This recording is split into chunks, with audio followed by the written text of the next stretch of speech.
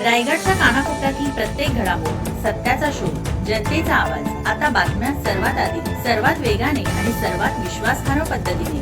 Breaking news, राजकारण, सामाजिक घडामोडी, अपघात, शैक्षणिक, सांस्कृतिक आणि विकासाच्या बातम्या पहा. रायगडचा बुलंद आवाज न्यूज चॅनल, का सत्याची धार लेखणीची.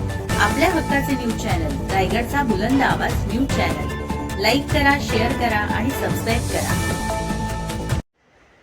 श्रीवर्धन तालुक्यातील दिघीखाडीत छोटी मासेमारी नौका बुडाली. 3 खलाशांना फेरीबोटीने वाचवले. श्रीवर्धन तालुक्यातील दिघी या ठिकाणी एक छोटी मासेमारी नौका खाडीमध्ये मासेमारी करण्यासाठी गेली असता बुडाल्याची घटना घडली आहे.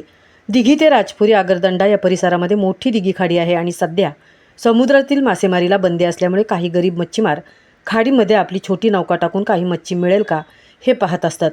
अशीच एक मासेमारी नौका मच्छी पकडण्यासाठी दिघी खाडीमध्ये गेलेली असताना जोरदार वारे व खराब हवामानामुळे नौका बुडाल्याची घटना घडली आहे.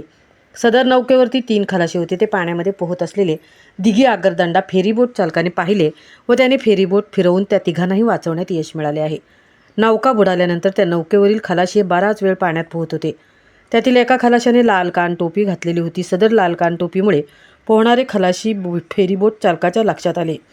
फेरीबोटांमधील खलाशांनी हवा भरलेल्या ट्यूब व दोऱ्यांमध्ये पाण्यामध्ये टाकून सदर मच्छीमारांना बोटीमध्ये घेतले. 3 खलाशांचे प्राण वाचल्यामुळे फेरीबोटमधील प्रवाशांसह सर्व कर्मचाऱ्यांनी सुटकेचा निश्वास टाकला.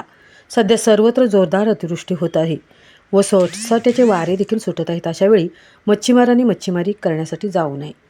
रायगडचा बुलंद आवाजासाठी संतोष चौकर, श्रीवर्धन.